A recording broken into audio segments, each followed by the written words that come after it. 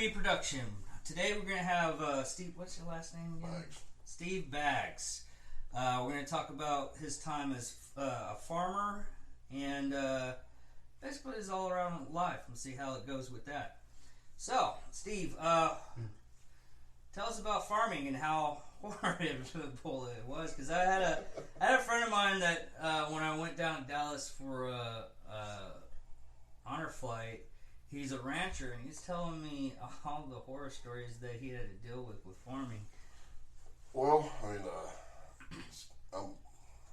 there's some bad aspects to it, yeah, but there's a lot of good. The bad aspects is you get paid 3-4 times a year, kind of depending on every time you take a load of cows to market, every time you harvest, and that's pretty much it. So basically, you did what's the difference between ranching and farming? Because I mean, you had both. You had to work on the land, yeah, and then you had cows. Yeah. Why is there a big difference? Like saying, "Hey, I'm a farmer. Hey, I'm a rancher." Well, the big difference is in farming, you raise crops. Because my father and I, we raised wheat, Sudan, cotton, soybeans, and alfalfa. All right. Okay. Ranchers don't really do that. They focus more on the cattle. Okay. Right? So But, you basically did both. yeah, Okay. What was the profit margins on that usually? that's very damn slim. Really? Yeah. I mean, you got to have at least minimum 5,000 acres Good Lord. just for this area, though. Because if you go, say, east, the farms get smaller, but that's only because the Yield? yeah, the soil is a lot better, and around here we get this hard packed clay, which is Yeah. My mom used to work on a garden here.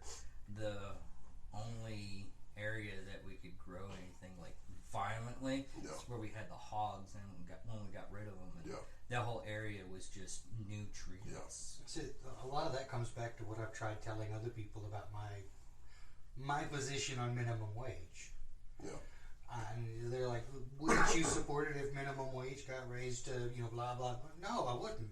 I said, well, why? I says, well, when you think about it, every time you watch throughout history where they sit here and says, oh, we're going to increment minimum wage and we're going to raise minimum wage, and what ends up happening is your upper class come down toward the lower class, and the lower class stay put, and a lot of that has to do with the fact that your farmers, they can only produce X amount, and that amount has to sell for X amount in a lot of degrees. Well, the yields of the crops, corn, soybeans, and wheat, have grown so much that because the scientists have found ways to actually come up with new strains of corn, soybeans, and wheat, and they can actually modify it for the environment. Yeah. Okay. You're talking about genetic modifications of Yeah. But that's not anything new, realistically speaking. I mean, No, we've been doing that for thousands of years. Yeah.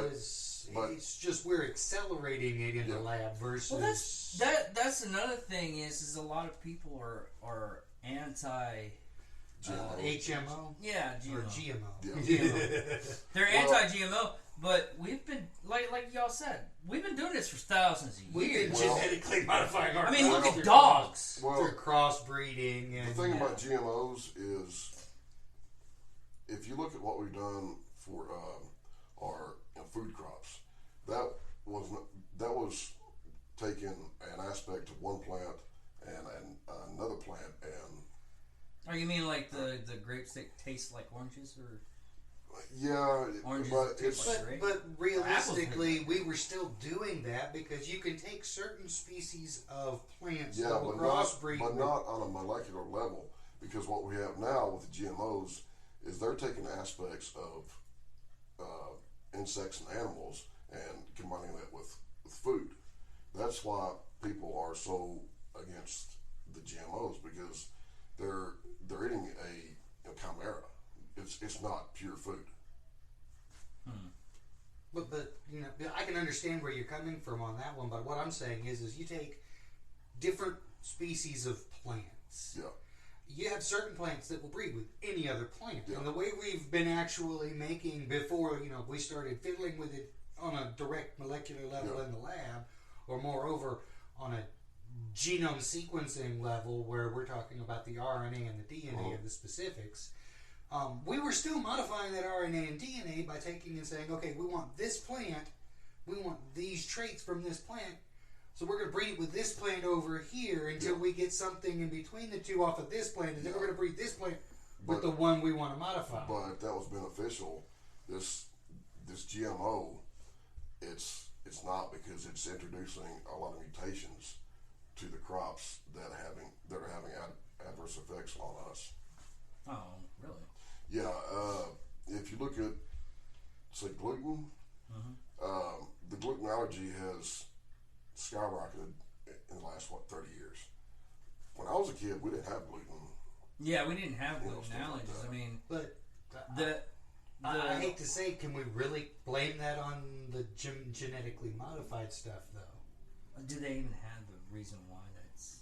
I mean, what makes it a gluten allergy isn't what anybody says that it makes it a gluten allergy.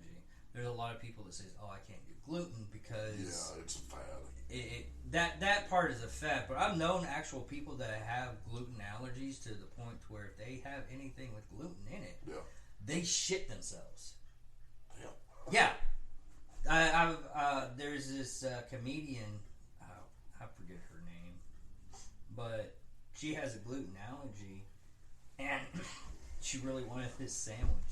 She's talking about it on one of her podcasts. She's like, I really wanted that sandwich, but I knew I had a lot of gluten in it. As soon as she ate that sandwich, she had to go right to her bathroom. Yeah. Yeah, well. But it's kind of like peanut allergies, too. I mean... Yeah. I think... I've met some people that could not even be in the same room as an open jar of peanut butter. Their allergies were so bad. Yeah. Well, me personally, I think that stems from the vaccinations that we're forced to take as kids, because we're all in our early 40s, right? Yeah. Mm-hmm. Right. Well, if you look at the list of vaccines that we had to take as a kid versus what they have to take now, and if you look at the rate of autism, the food allergies, I mean, there is a direct correlation. It sounds like it is correlation, but they've actually scientifically proven that vaccines are not caused of autism. Who actually sponsored that? Yeah, that's kind of true too. Yeah. I would have to go in a little bit more depth on the research on that to find out where it was. But I've read a couple of articles that just said, Yeah. Realistically speaking, but also autism really has always been there. Yeah. And it's been there before even vaccinations and everything else. That's what I was thinking to say. Is I really don't think it's a matter of we just now been able to document. Oh, this kid has this. He has autism. I don't think it was a matter of autism rates have increased because of vaccinations. I think it's a matter of our medical science has increased enough to the point that we can identify what the signs of it are. Because you take somebody like Einstein. There are people who want to say that Einstein might have been autistic. Hell, Tesla might have been autistic too. So. Yeah. And you can't really say that autism is a bad thing because they're just using their brain a different way than we are. And a lot of those very autistic people, they've been brilliant in their own ways. Yeah. They've come up with things that the average person, they're going to look at it and say, I'm not a rocket scientist. Yeah. Oh, we're trying to get people to start doing a drinking game. Yeah. So what you're doing right now, I kept on constantly doing it, saying yeah. So I was listening to the last episode when we did it with Jason when we had a third. I kept on every time he would say something. Yeah. Man, that motherfucker that's listening and made a drinking game is probably in a hospital. I destroyed that man's kidney. Probably. But what's the day to day on farming? I mean, a lot of people want to say it's like you get up before dawn, and leave when the sun sets, type of work, or Well, it can be. It really depends on the season. Like right now, what I would be doing is getting up a little bit before dawn and go feed my cattle. And during the height of well, the most amount of acres that I farmed personally was 1,120. okay, that's relatively small for around here. Yeah, but it was in quarter section plots, which is if you take a square mile, which is it's 1 mile this way, 1 mile that way. If you cut it into 4 sections, that's a quarter section. Well, I had 7 of them, Okay. and they were spread all over Cotton County from pretty much the Red River to the northern part of Cotton County. Okay. And going to feed cattle, it would literally take all week because I had to drive so much with one round bale or 2 at a time. And So you kept the cattle on your farmland separate. I was just wondering. well, sometimes what a lot of farmers do is they graze their wheat out, right? And it actually hurts the wheat, but not so much as the bugs will do to it, and it's very beneficial to the cattle or to the calves because what my father and I did, we had a cow calf operation, and that's kind of on the minority for this area because what a lot of farmers do is they have either a stocker operation or I can't think of a stocker operation or a feeder calf operation, where it's either all steers or all heifers, and they can make a contract with the buyer, say these calves will gain say 2 pounds per day for so many days, and the average weight should be this, and they'll take them to the market, they'll weigh them, and if they quote make their weight, they get a bonus, or they can make a profit.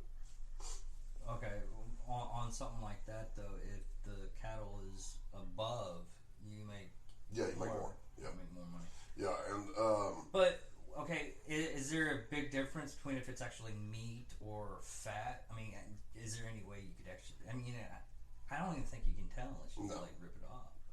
no, but there's a lot of money to be made in the stocker and feeder operations, but you can also lose your ass because I mean, it's a big gamble, huh? yeah, when I was probably 2 or 3, my father bought 115 Holstein heifers, right?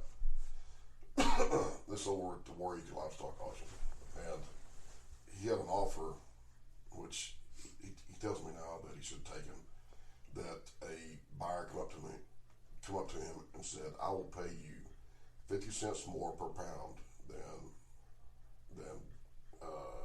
what you paid for them because I've got to have 115 Holstein heifers." And my father said, "No, I'm going to keep them." Well, so he takes them back to the house. He starts feeding them, and they start gaining weight. And the market kept going up and up and up.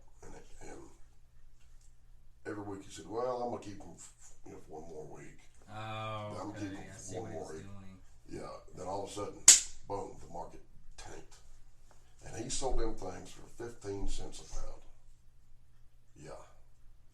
Damn. Now, 150 years ago, that's pretty good money. Yeah. 35, it's not. That ain't worth much. No. And he never ran stockers ever again. I've never personally ran them. So, but say in probably April or so, May, I would start getting ready for a harvest. And as a kid, we would harvest our own wheat, and we partner with my uncle and my grandfather on my father's side. We'd all get together and do basic maintenance on the combines and the trucks, and that would take probably about a month because I was still a kid. My grandpa was not in very good health. My uncle was halfway drunk all the time, and my dad was a full-time teacher. So, but when I was in high school, we had custom harvesters, and but from 2005 to 2015, I farmed full time, and what I would do is about like May or April, somewhere in there, start getting all the tractors ready. I would change the 18-inch sweeps, take those off, and I put what we call duck feet. They're sweeps that they're about 8 inches across, and change oil, do just basic service on the tractor, and it'd take a few days. Now, on when you had cow with doing both cattle and the farm, was getting the fertilizers easy for you because you already had the cattle? Did you implement that? Well, we would go to the co-op over in Walters and buy fertilizer, and they would come out there and spread it for us. But that was right before we would sow the wheat, and we'd have to plow it up or plow it in that same day. Okay, so you didn't implement any of the cattle's actual manure? No. If you go around here and if you look at the wheat that that's been grazed out, you'll see spots about this big that are darker, greener, and they're about at least twice as tall as the wheat that's been grazed out. That's where the cows have shit. Oh, okay. So, I mean, well, like I said, when my uncle ended up surprising my mom with a potbelly pig. Yeah. And this is in town. We just had to keep it up back. We made a fence and everything. And after, I think we had those pigs for about 2 years. And after 2 years came around, we got rid of the pigs. No, probably about a year. Because that soil was so enriched. Mm-hmm. I mean, we could grow anything there. Yeah, it's over there. So, how many? Well, say for you as for an example, but how many other farmers that you know of would partially or completely live off the grid, as they say? Provide their own electricity, provide their own water. Very few.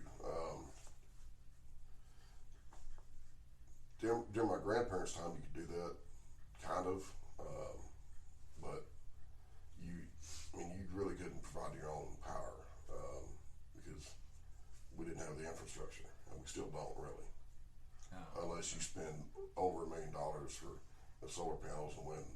Well, most people nowadays that even own farms, even if it's vast, I mean, it has to be like super vast. Actually, have a job. I mean, when I was working corrections, George Stratton. There was at least 6 people there that ran farms that worked right with us. Yeah, they had their own farms and everything. And most of the time, the reason why they worked up at the prison was because they had that 4 days off so they can work on their farm. Yeah. But the whole reason I was asking is because you occasionally run across somebody saying, well, if you've got cows, you can make your own methane, and if you can make your own methane, you can run your own generators and water wells and blah blah yada yada. So I figured I'd make it kind of a point to mention that those are not as viable of an option as a lot of people try to make them out to be. Even though yes, they are available, it takes a lot of work and effort into those things to make them start to even want to become viable. Yeah, well, like with my parents and my grandparents, they all had their own wells from well water, but in order to power it, they had to have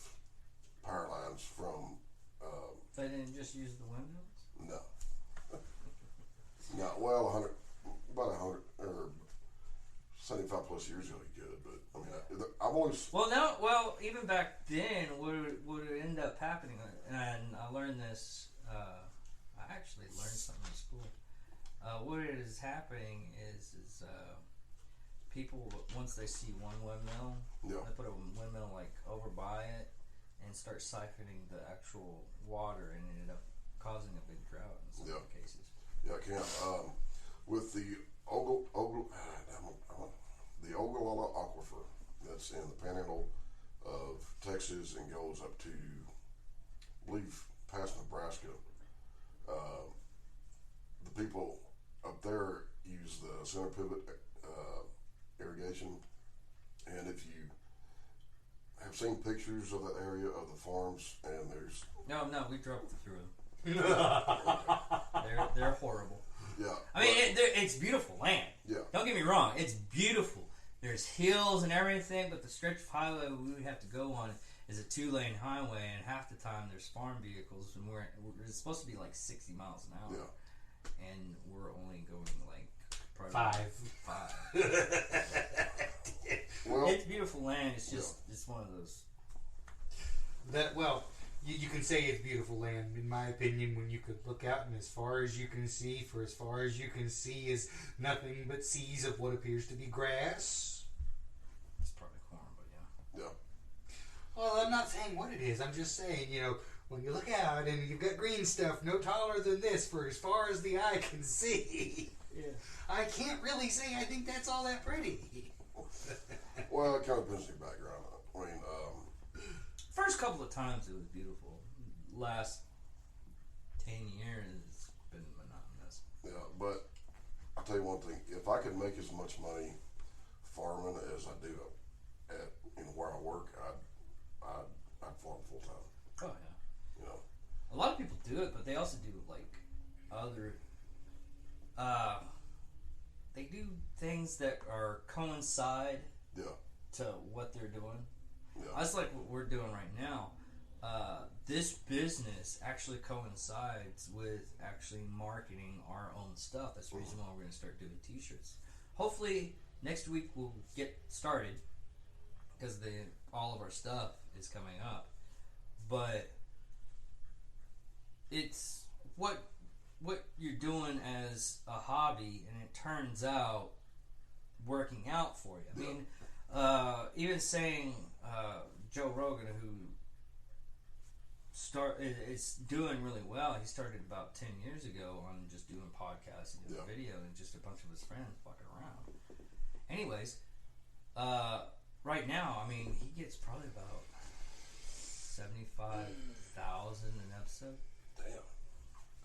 And he puts on like 4 or 5 episodes a day. Yeah. But it's all depending on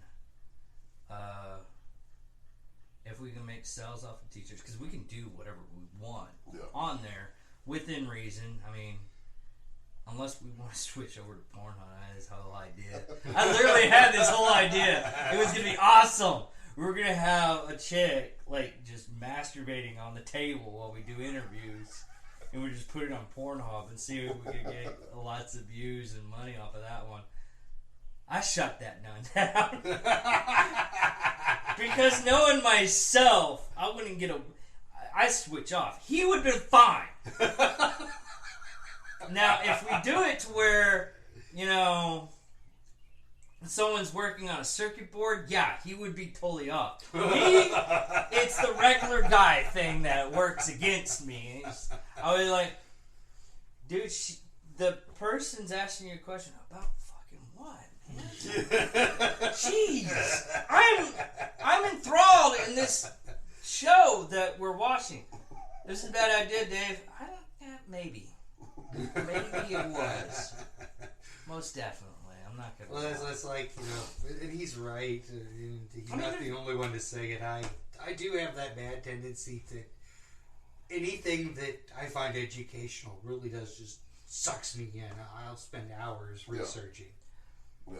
But it's just one will connect to one, and the other one. I mean, right now we have to get our social media up, and that's more. And a lot of people don't understand they think they understand certain things. It's like, oh, all you have to do is this. With farming, it's you're really just wrestling Mother Nature. Yeah. That's, It's a little bit more complicated. I was explaining to somebody else when they asked me about hydroponics, and I says, I could build your hydroponics setup. That's not the problem. Yeah. The problem is you're going to have to get the chemical tests so that you can maintain the pH balance of the water. You're going to have to get the mineral tests so that you can maintain the mineral contents of the water. And then you're going to need to know what pH and what mineral content the plants you want to grow require. Yeah. Yeah, farming is a little bit more complicated than what Mike Bloomberg makes it out to be. He's not. He's an idiot. Yeah. But that's a good question. Do you actually have to check the soil every once in a while to see if it has the right? Yes. How do you do that? You usually call Oklahoma State University and they'll send a scientist out. Or you just don't collect the soil and just send it to them? Yeah, we can. Okay. But there's some farmers that are part of a test program. Well, they'll take an area about as big as this room and have a strip about this wide for a certain variety of wheat, and go over about 3 inches and have another variety. I remember seeing those when I was a kid. Auburn University used to do that around the area where I lived. Yeah. And theirs was cotton and corn. Mm-hmm. And a lot of times you'd see them plant like a strip of cotton no wider than this with the boll weevil traps on either side and then a strip of corn right next to it. Yeah. But you can change the pH levels of lime. You know, we've done that before. Just call the co-op, say I need some lime. Come out here and spread it for me. Oh. And it's a white powder, and it's best not to do it on a windy day, which around here is very rare. It's also best not to get it on your skin when you're sweating. Yeah. I've seen Fight Club. Yes, I know. But what a lot of people do is they use anhydrous ammonia. They use anhydrous ammonia for fertilizer, and that stuff is pretty dangerous. Well, there's this one fertilizer that's down in Mexico they use a lot of now, and they're having problems with it running off because they're using it for their pot farming. Yeah. And what it was is this is the only way they found out they were doing it, is they were in rural areas, and this poison for trying to describe it. The best way to describe it is if you got a little bit on you that's on the plants, like you're removing it or something like that without any gloves, you would be in the hospital for a week. That's how bad this poison was. And what they're doing is they're bringing it up and they're using it on their farm, on their pot farms,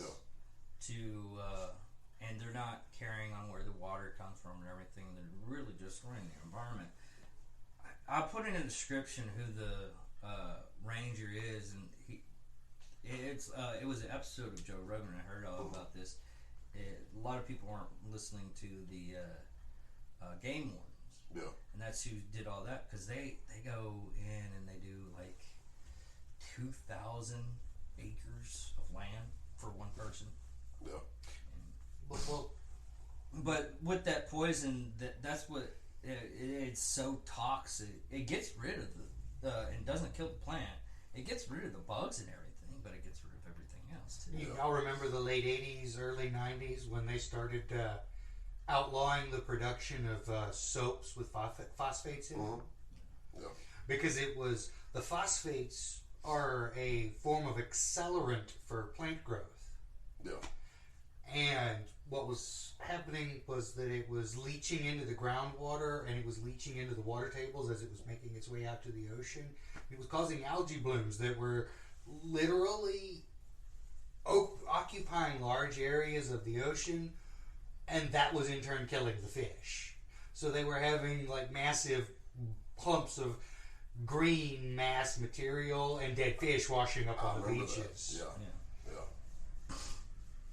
Yeah, but I mean, farming is a good lifestyle, but It's not sustainable nowadays unless you have Well, unless you have like the right environment, Yeah. like going into Nebraska, Kansas, and, Yeah, they've and got that that- area over there. they've got a lot better soil than we have down here.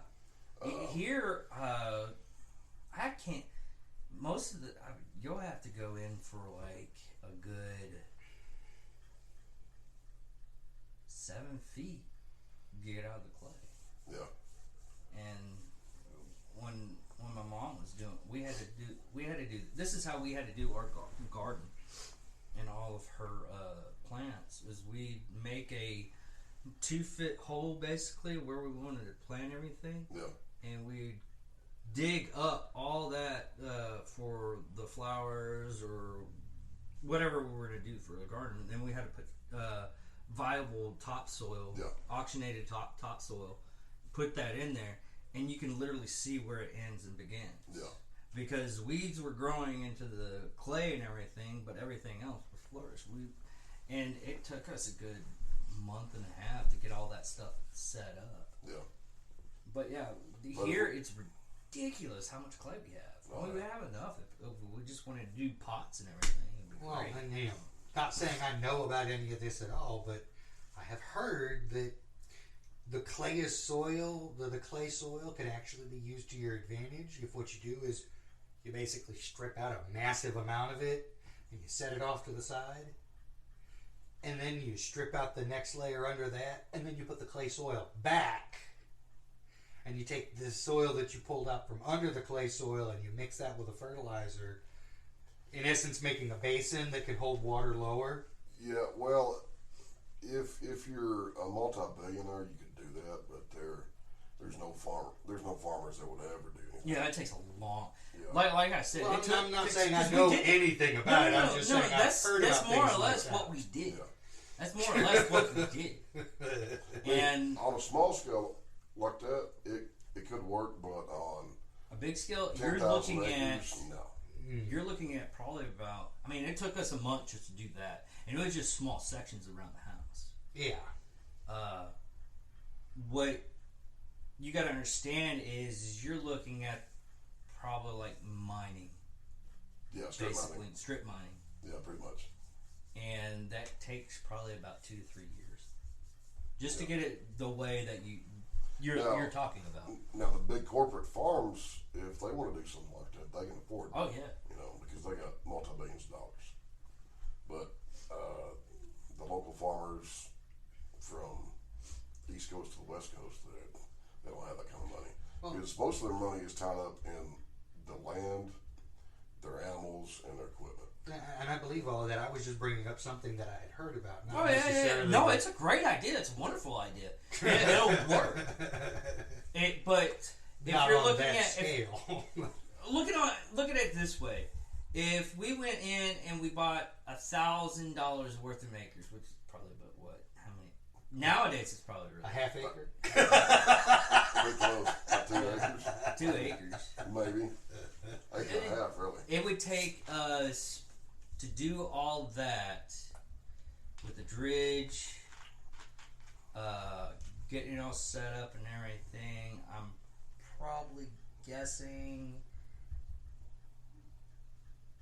if you're doing it constantly, probably about 3 months. In those 3 months, you're not making 1 cent because No. you're doing that. Yeah. And here's another question. It says in comparison. You're actually wasting a lot of money hoping that this works out. in comparison to trying to go that route there, what about the route that I've also heard them speaking of, where instead of trying to just farm the land itself, you build massive greenhouses and you either set it up where you're putting the soil that's inside, that's another thing. With or you're the using cost. hydroponics. Yeah. That's another Well- thing with going with cost, though. Yeah. If you can, I mean, technically, you can do it with PCP pipe, and most of the places are actually just using PVC pipe. That's But what the problem is buying all that. That's what a lot of the corporate farms do. Yeah. They are big into the hydroponics. Yeah, because once you get it all set up, it's easy to clean. You don't have to worry about the soil being tarnished in any way because you're controlling that. Well, you still have to worry about drought in a way to where when you're getting your water. Well, if you got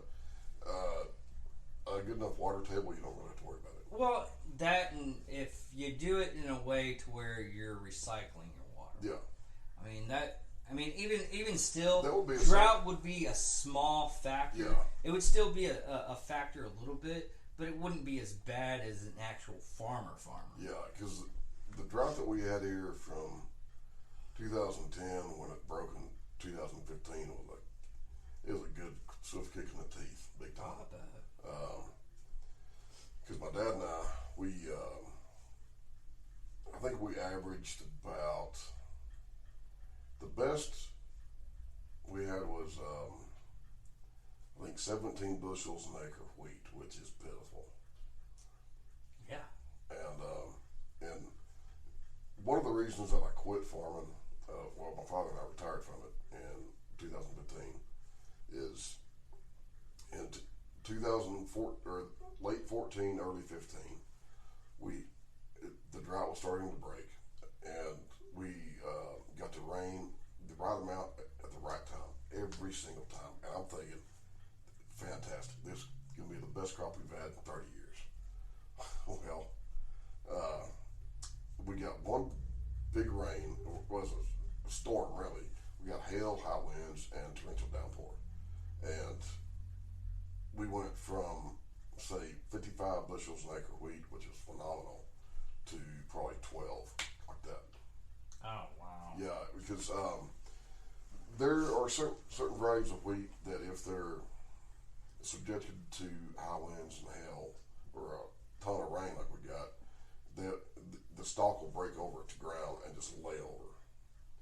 Yeah, and it kind of looks like those man-made. Is there no way to fix that? They can modify the DNA, but it looked like what those man-made crop circles did. Yeah. I was about to say something about that. Because it's just plant on plant in one direction. Did y'all tend to use the types of plants that reseed themselves, or did you have to buy new seed stock every year? We had to buy it. Well, if wanted to use the same variety of wheat for say 3-4 years, we would tell the custom harvesters, go put so many bushels in over here in our grain bin.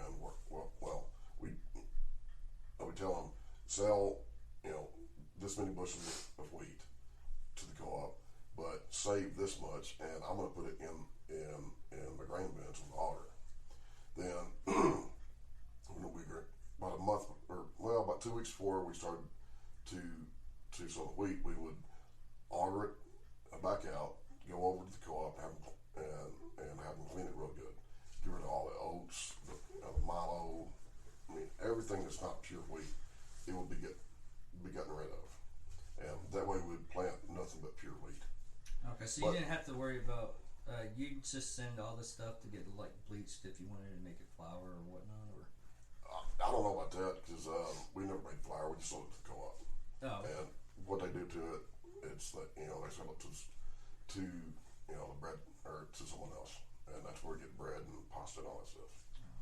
But if we wanted to say change varieties, we would have to buy the seed wheat, and I think the most we paid during the drought was $12 a bushel, and we use I think 350 bushels, and we could sow everything.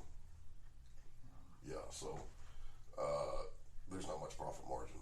Oh no. But when you actually ended your farming and everything, how much of a profit were you able to get? None. No. Because see, the most I ever farmed as a kid was probably 3,000 acres. That's a guess because I don't really know for sure. But from 05 to 15, I had 1,120 acres, and my father only owned 2 of the quarter sections. When my grandmother died on the mother's side, her 2 sons sold her 2 places, so we lost a half section and 2 herds of cattle, like that. Then my aunt, my dad's older sister, died. Her husband sold her place that was inherited from her father's. So we lost another quarter section. Then a few years later, my dad's other sister, her second husband, got into legal trouble out in Arizona with some fraudulent documents that he signed like a moron, and she sold her place that she got from her dad, and she dipped into her savings. So we went from 1,120 acres to 480 acres, like that, almost overnight. Damn. Yeah, we had the place where my parents lived, the place where my father was raised, and a lease, and that was it. Now, how much freedom do you have doing that? I mean, doing farming and ranching. I mean, a lot of people think that wow. Generally, you think, oh, that's all they do. They don't have any time, so they have to be on that land doing all that stuff. Well, you could pretty much have like 3 to 4 months off to do whatever. Because you were telling me. No. If you're not plowing, and if you're harvesting, if you're not harvesting, you're plowing, or you're sowing wheat, or you're putting in a different crop, or during this time of the year, you're feeding cattle, and you're trying to get ready for harvest. Now, how do you like plan vacations or whatever like that? Vacation? What the hell's that? I know, right? No, I mean, going on retrospects, didn't you say you took like a vacation every like October 1st or something like that? Well, when I was farming full time, I would work Sunday through Friday. I would take the Sabbath off every week, period. And as far as vacation, I never took one. But when I was a kid, we would take vacations with my parents, go to Colorado, Montana, Branson, Missouri, but the work would pile up pretty quick. You didn't have somebody go in and work it No. while you're gone? Pay them Mainly because my uncle was, he would steal fuel from us, steal tools. When my grandfather died, he stole both of his case tractors with most of the tools. And So what you're saying is your uncle was a very honest man. yeah, he was a drunkard, is what he was. Yeah, a lot of people when they have like addictions and everything, you really can't. I think we all have had. We've had somebody in our family that's done some fucked up shit. Yeah, I was going to say everybody that I've ever talked to, everybody that I've ever met, has that one family member. But this is how bad he was. At my grandpa's his half section that he called the North Place. It was he put it into CRP land, which is programmed by the government that they pay you not to farm. Right? Okay. And How does it? Okay. After you're done with that, can you tell us how that actually works? Because I was actually wondering about that. That was one of the questions. That's I wanted to know. but they encourage the native grasses to grow, and we would bail at it or get permission from the government, to swath down the grass and build it up for hay. Well, what my uncle would do is he had the baler, and he had his wife out there taking bales, but not all in one area. A bale here, and here. All right, because it was we didn't have a contract. It was a verbal agreement that my papa would get a certain amount. Hey, my uncle would get a certain amount. My father would get a certain amount based on the total amount of hay bales that were made. My uncle, in his infinite wisdom, kind of tipped the scales in his favor and was taking a bale here and a bale here, and He was double dipping. yeah, he would lower the total output of meals, but he would get more. Yeah. Okay. Yeah, doing it to his father and brother. That's Yeah. that's pretty low. We all have family members that they call them the black sheep, but they're really just Dicks. dicks. Brown puddles. Brown piles. Yeah. It's called shit piles. It's there. But well, how does that work when you get your farms to where it doesn't? Basically, the government's paying you. Because Yeah. I know how it works with like dairy. Mhm. Is what they do is they take all that and this is where government cheese came from. Yeah. They would have like a surplus of cheese and they would give it out, which is basically all it is Velveeta. Yeah. It tastes just fine. Well, But how does that actually work out when the government pays you, not the farm? Because I know it was enacted during the Great Depression. Yeah, my grandfather signed up for it on that 1/2 section, and he just let it grow up, and he was paid not to farm it. He had, but the kicker is you couldn't graze it out either, and what the government was wanting to do was to encourage wildlife like birds and pheasants and all this other stuff to use it as a natural habitat. That's why a lot of bird hunters love the CRP land. So see, it was my thought, and I didn't know this for certain, so I'm glad that you explained that. But I thought that the government was paying people to reduce the amount of stocks that were on the market, thereby increasing the value. that could have been A factor. a factor as well.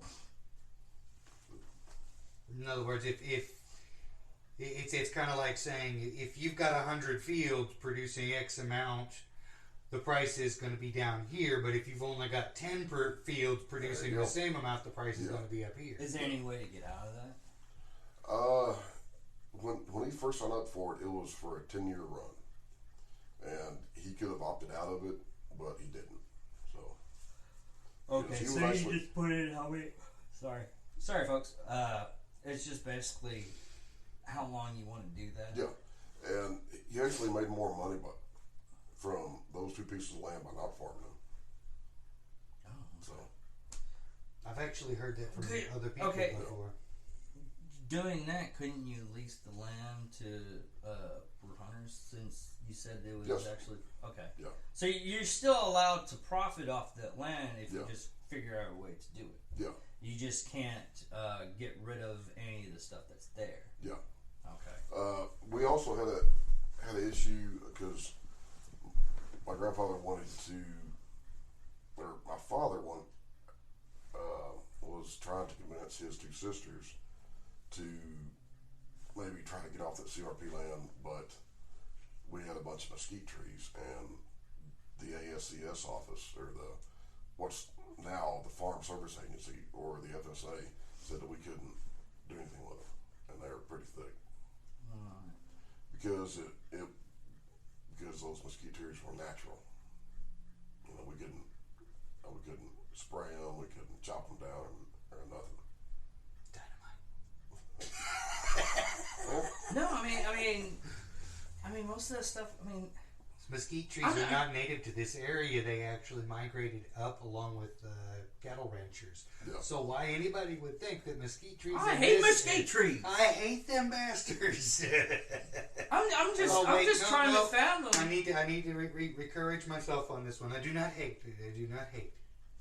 We cannot hate things.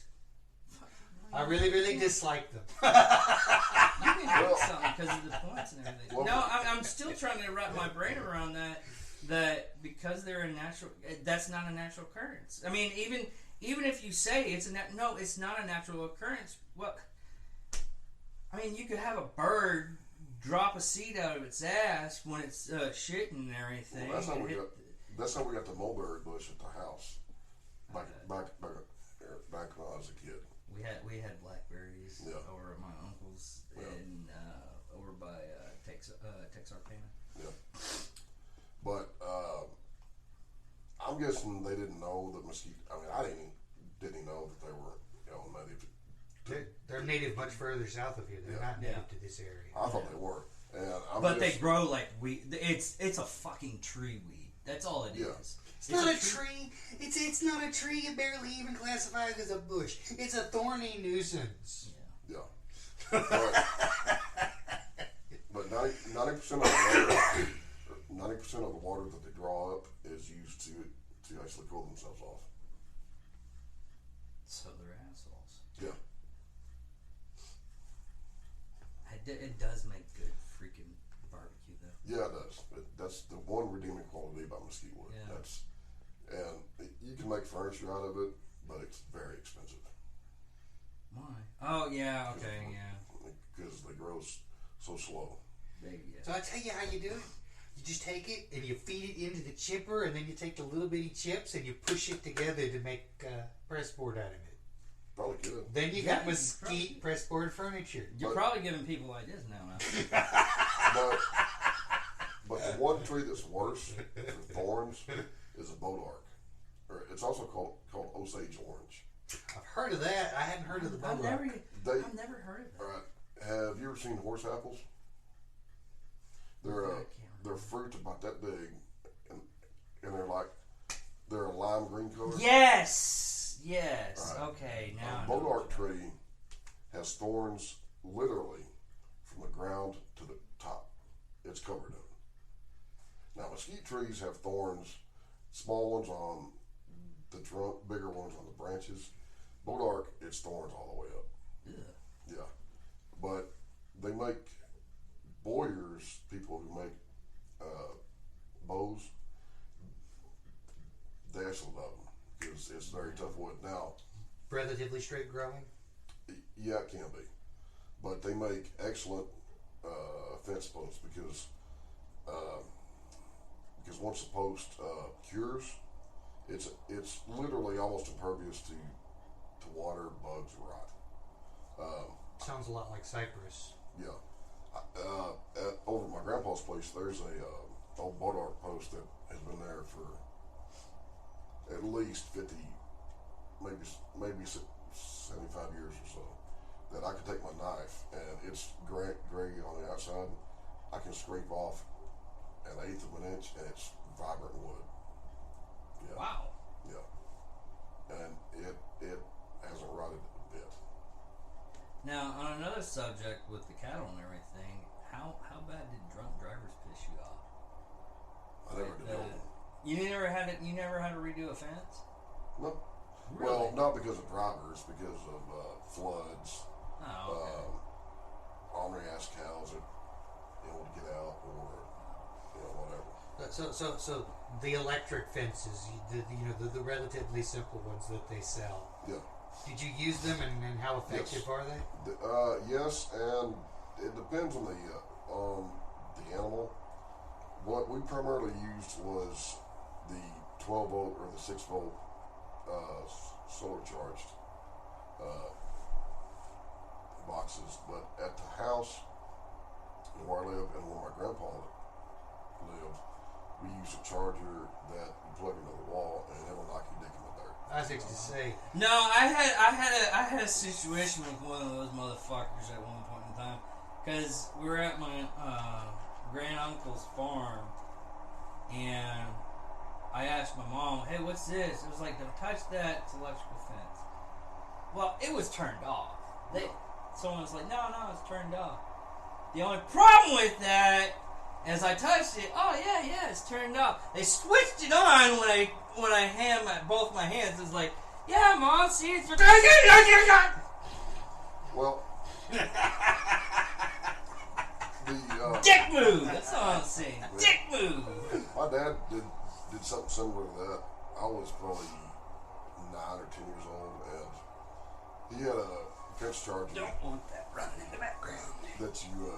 Now go ahead and take care of that so you can turn off your shit. He would. He had a fence charger that you hooked up to a battery. Now we either use a car battery or what he used was a tractor battery. You know I need alarms for everything. Go ahead. He used a tractor battery which was about that long, about that wide, and about this Good Lord. Yeah, and this is probably 84 or 5. I was pretty young. He said, go take this tester, which was, it's a plastic, I think about that big, and it had 5 lights, and it had a copper loop on the end of it, which you would touch to the wire, but it also had a grounding rod. And I had no idea what it was. It's a wire probably this long that had a steel rod at the end of it that looked like a screwdriver. And I asked my dad, I said, what's this screwdriver, thing on the end of the wire? He said, it's just decoration. Yeah. He said, touch that copper tip to the wire and see how many lights are on there. All right. That thing hit me. I didn't know how to cuss back then, but I damn sure tried. And how many lights are on there? I don't know. The whole entire time you're telling me this, and I'm thinking to myself, I was like, why don't you just use a voltmeter? Well, we didn't have one. That's basically what he was using. Yeah, he was using a voltmeter. I was like, why don't you just use a voltmeter? That'd be more intelligent. But it's yeah, I know. It's basically like one of those plugins to check and see if you have volts. well, yes and no, because you can't technically check a battery with a voltmeter. Yeah. Batteries will have constant voltage even if they're dead. Oh, I didn't know. What you actually need resistance in order to check a battery. So you need something that has a little bit of power drain. Well, we didn't check the battery. We checked the output of the charger. Ah. Okay. But using a battery or a tractor battery or a battery for a car for a charger does have its drawbacks. My father was at this is one of his leases, and I wasn't there. I was probably 9 or 10, and he was checking the battery on the charger, and somehow it blew up. Oh, wow. Yeah, this is sulfuric acid. Yeah. Been there, done that, not fun. Yeah, and he was blinded like that. And he said the only thing that saved me was I knew that pasture very well. I knew where the pond was from where I was. He said he walked to the pond, blinded, and splashed some water in his face, and that's what saved his eyesight. Oh, wow. Yeah. But I mean, that's one aspect of farming that can be dangerous, and I've personally been kicked multiple times, stepped on, stomped on, tossed in the air. No thanks. The worst I ever got was when I was in Abilene. A couple of friends of mine were running in the rodeo, and they decided, hey Dave, you want to try this? And I'm like, you know what? I'm always up for all kinds of stuff. I get up on the bull and bruise and crack 3 of my ribs. And this is when I was in the Air Force, mind you, so I didn't have to worry about the medical expenses on that. But the problem was I was military property. Yeah. And they were kind of upset. It's like, what in the hell was in your head for going bull riding? Going bull riding, really? You mean I need something in there? I thought there was enough space Yeah, between here to float the Starship Enterprise. At that time, this is before. This is before 9/11 happened. Yeah. So they were. You had to ask permission for everything. If you wanted a tattoo, you had to ask. Yeah, if you wanted Marines, they had to ask if they could get married. But can I go to the restroom, sir? basically, it wasn't as that bad, but it was one of those situations where if you did anything wrong, they would try to get rid of you. Then 9/11 happened. It's like, whoa. We need your happy little ass now. You can't go anywhere. I've also been gored multiple times. Now what? Gored. Not Gored. fun. Gored. Yeah. I just realized that it took me a little bit. Okay. The gears are running now. Yeah. Damn. That sucks. I've literally almost died 4 or 5 times. I don't know. mainly messing with cattle. All right, Not bad. but we had this one old here years ago. We had all his fall roundup, and I couldn't take off work, so my dad got two high school kids. They're greenhorns, and they let two of the bigger bull calves get out. All right. Spring rolls around. I'm able to take off work, and these bull calves are bigger, meaner, and faster, and they remember they actually were able to jump out. So it was me, two high school kids. It was the same ones, and my dad, and he was in the truck, kind of trying to be the overall field commander, and I just didn't, I said, hush. But the smart one of the bulls jumped out. All right, that left the mean one. Yeah, yeah, lucky me. And we were able to get him into an area of the lot that led to the loading lane. All right, and neither one of them boys wanted anything to do with the bull, which he was pretty good size. I mean, he was about 2/3 grown, and so I was trying to force him, or to persuade him gently to go into the lane, and I was not about to get over in there with him. I ain't stupid. So I climbed on top of the gate, which I thought was securely latched, and I got my left leg over in there on the inside part of the gate. I got my right leg embraced, right, and I've got a 4.5 foot sorting pole that's fiberglass that I'm poking about right here, about right in here with, trying to get him to turn and go on the lane. Well, that kind of pissed him off. So he charged the gate. So basically, instead of poking the bear, you poked the bull. Yeah. And it wasn't the first time, damn sure wasn't the last. I bet. But, no. That goes along with my theory of, why should I jump out of a perfectly good airplane with a bed sheet tied to my ass? yeah. So, where was the board at?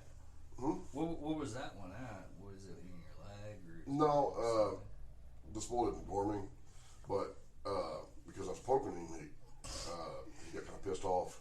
He charged the gate. I went flying over it. My upper thigh right here rolled over the top of the sucker rod. Oh, Yeah. God. And I had a bruise about that big for months. Oh yeah. And I mean, just the thought of it, just God. It gets better. Oh God. Go ahead. Now, see, to me, this is fun, but that's what I grew up doing. Yeah. You So- ended up growing up doing stupid shit like some of us. Yeah. Well, I was honestly, I was damn tired. from farming all day. Basically, you were just living life. Yeah. So my left side hits the ground, and I don't know if it was the Holy Spirit or the hand of God, but I felt the urge to stay put. Like, okay, I'll stay put. And I thought, all right, he'll have to jump over me because the gate's open, and hopefully he won't step on me. So I see his front hooves about where your feet are, right?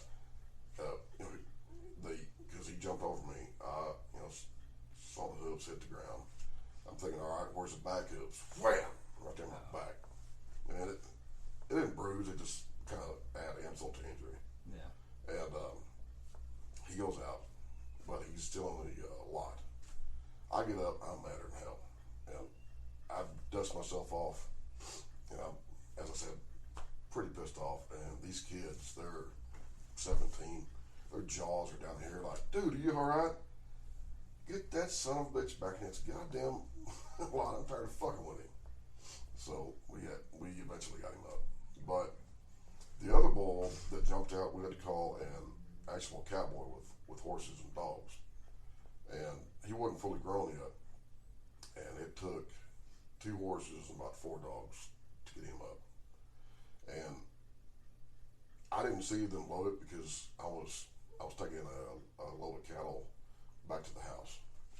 But from what I was told, this bull was so riled up that when they were trying to load him up, he pretty much tore up his 16-foot gooseneck trailer, and he lifted up the gooseneck, the back end up about this tall, using his neck. No, it doesn't surprise me. I watched a video of the Spain's running of the bulls, and a car alarm went off, and that bull gorged the holy hell. I mean, first was the tire, then was half front of the vehicle, then it was the other half of the front of the vehicle. But see, those bulls are bred for aggression. They're bred to fight. Yeah. And when you do, they're wild cattle. Now, I don't mean that they're wild animals. They are, but I'm talking about they're crazy, right? And with wild, because they're more or less for bullfighting and everything else. But with the wild cattle, there's two types. There's a type that they want to get as far away from you as possible. Doesn't matter if it's in a pasture or in a lot. They're pain in the ass to deal with, but they can be dealt with. Then there's type 2. They're going to try to kill you. I've dealt with both. I almost got killed by the second type. Oh, what happened with that one? I told you. Oh, okay, yeah. So, I'm trying to think of another. And that's with dealing with that heifer that I told you about. Yeah. That's literally that's one. Well, hang on. That was one of the 2 instances dealing with cattle that I came close to dying. Now, did you go to college for agriculture? What was that like? Because my daughter does. Because she lives in South Dakota, and she was telling me, I asked her, it's like, what are you learning in school? It's like, well, we're learning science, math, agriculture. It's like, agriculture. Yeah. But most of South Dakota, Nebraska, Kansas, they all have farms and everything. So it seems. Well, Cameron does too, and but when I was going to college, I couldn't stand farming at all. I was 19, thought I knew everything, and no. At 19, you know everything. But actually, my first major was chemistry, and Chem 2 whooped my ass. I was like, that's none of this. But I settled on because I was passionate about the law, criminal justice, and everybody around town that I've talked to about college has always at least said they took in criminal law for some reason. Yeah. I mean, I can understand because of the job field that me and you went to when we worked in corrections. But every person I've talked to, they started out doing criminal law for some reason. Yeah. Well, one of my professors was Karen Youngblood, and she was a former DA for Comanche County, and she transferred into the criminal defense field because of corruption. And they gave her a unique perspective on both aspects of prosecution and defense. Yeah, there was a lady up in Chicago that did the same thing. Yeah. She was a cop, and she got her law degree, and she ended up doing defense instead of prosecution. Now, she wanted us to call her Professor Youngblood, even though she had a PhD. So, Professor Youngblood was by far the toughest teacher I've ever had. Really? One of the best teachers. Usually, tough teachers are usually the best ones. Yeah. But she wanted you to not just know the law, but you had to understand it. That's a whole different bottle of wax right there. Yeah, that was the same thing that we were talking about yesterday. Last episode was the whole factor of there's a big difference between knowledge and wisdom. Yeah, and the only way to actually pass their classes was to get in groups. And I was, according to my student advisor, I was the first student to ever take her criminal law and civil procedures class in the same semester and get an A in the criminal and a B in the civil. Oh, wow. Because, what was the difference between the two? criminal law is Criminals, yeah. Civil is Or you're dealing with civil court cases. Lawsuits, stuff like that. Basically, the difference between criminal and civil is criminal law is when your prosecutor is going to take you in before the judge and the possible jury, and they're going to decide whether or not you're guilty of committing a crime. Whereas civil is a business is suing you for royalties on something, or Like another what happened person with is. Joe J. Or another person is suing you for He got- damages to their property. Yeah, like what happened with Joe J. He ended up not getting charged for murder, but he ended up getting charged for loss of life. Or Well, something. he was acquitted of murder, but he was held civilly responsible for his wife's death. Yeah. So, but she told me during my graduation, if you need a referral for a law college, ask me. You have been honestly my best student I've ever had. Why didn't you pursue that? I don't know. Honestly, back then, I think it was because of my speech impediment, and it's not as bad as it has been. Yeah, I understand that. I mean, like I already said it earlier today when we were off camera, what I was trying to talk about. There's certain words I just can't say. Yeah. Like, I literally can't say it. The power lines with the distribution, that I can't say that word. I have to like sound out each and every word of that, and it causes so much havoc because I get so frustrated trying to say that word. It's in my head. I can hear it in my head, and I just can't say it. That's because you're thinking about it too much. And what I've learned is, if I think about what I'm going to say, I can't say it. But I can say it, but not very fluently, or not very eloquently. Okay. See, there's the major problem a lot of people run into though. Yeah. They speak without thinking, and because they speak without thinking, they sound like a total dumbass. Yeah. Well, what I've learned how to do, like in preparation for this, is I make a mental outline of not everything I want to say, but kind of highlights. Yeah, well, that's what we were going to go for first when we started this. I mean, we had the voice one because we didn't know if we wanted to go with camera or we just go with the full podcast.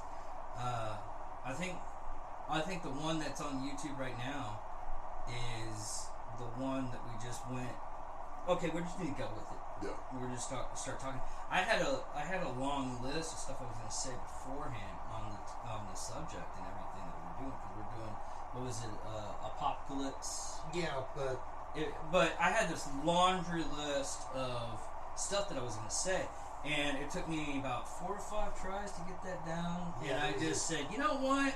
all the apocalypse scenarios that had never happened. Yeah, and it sounded after I got it down pat because I just started going over. After I got it down pat, I got it, and then I was like, this sounds ridiculous. No one talks like that. Yeah. Everything has to go with the flow, go with the movement, and work out with that. Yeah. When I was taking my speech class, that was not fun. I mean, I can write a story very easily, but telling the story is fucking. Well, it was difficult for me because I had cards, all right, and pretty much I had to read what was on the cards. But if I just get up in front of a crowd of people and just start talking, I can do it all day long if it's organic. Yeah. No, I understand that because okay, when I actually do read my buddy Jason, someone was watching me like read over the same topic I was supposed to read because in class you're supposed to get up and read and certain things. Yeah. Anyways, I was doing that, but I was going over and over and over and over and over again. And someone asked me, I was like, "Why is he doing that?" "Oh, he's memorizing it." Yeah. It's like no one can memorize that. It's 3 paragraphs. No, that's how he does it. Well, But that's literally the only way I could actually figure it out. Yeah. the only. I would memorize it. I would do it line by line, and I didn't have to read it all. Mine was always momentary memorization. In other words, I would get up there and I would have read like the first paragraph and committed that to my memory, and then I could speak the first paragraph while I'm reading the second paragraph. Well, see, I was also in a fraternity, Sigma Tau Gamma, with the Gamma Rho chapter, and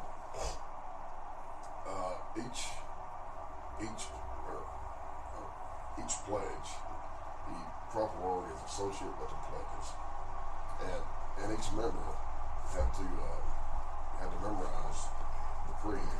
All right, I'm not gonna say what it is. But it was, I think, 5 or 6 paragraphs, and we had to memorize it verbatim. And I could almost still, Well, it's the same thing with me. I mean, any kind of military branch can sing their military branch song. yeah. I mean, okay. Every morning, that's what we would sing. We would sing, and to this day, it's been about 16 years. No, it's been 20 years. But it's been 20 years since I've seen that song. But if I hear like a note of it, boom, I can tell you the whole damn thing. Yeah. But I guess that's it for us for today. Michael went to go do some other stuff.